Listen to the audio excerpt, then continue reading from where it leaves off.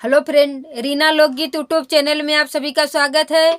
मैं एक सोहर गीत गाने जा रही हूँ। आप लोग देखना, जितने हमारे भाई बहन हमारे चैनल को लाइक करके सब्सक्राइब कर लेना, वीडियो फुल वॉच करके देखना प्लीज़ दोस्त। कवन फूल फूले फूलवारिया त कवन फूल बगिया फूले हो। कवन फूल फूले फूलवारिया त कवन फूल बगिया फूले हो। ए ललना कवन फूल फूले लायंगनवा त गोदी में ललनवा खेले हो। ए ललना कवन फूल फूले लायंगनवा त गोदी में ललनवा खेले हो।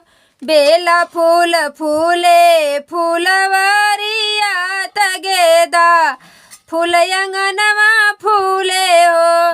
बेला फूल फूले फूलवारिया त गेदा फूल अंगनवा फूले हो। ए ललना अड़ौल फूल फूले लायंगनवा त गोदी में ललनवा खेले हो। ए ललना अड़ौल फूल फूले लायंगनवा त गोदी में ललनवा खेले हो। मोरे ललना अड़ौल फूल फूले लायंगनवा त गोदी में ललनवा खेले हो। के मांगे हाथे क कंगनवा त के हो झुलनिया मांगे हो। मोर ललना के मांगे गरवा के हारवा त गोदी में ललनवा खेले हो।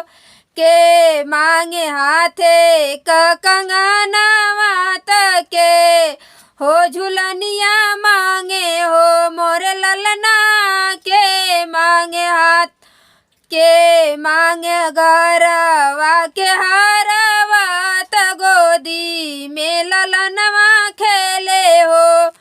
बुआ मांगे हाथे क कंगनवा त मौसी झुलनिया मांगे हो। बुआ मांगे हाथे क कंगनवा त मौसी झुलनिया मांगे हो।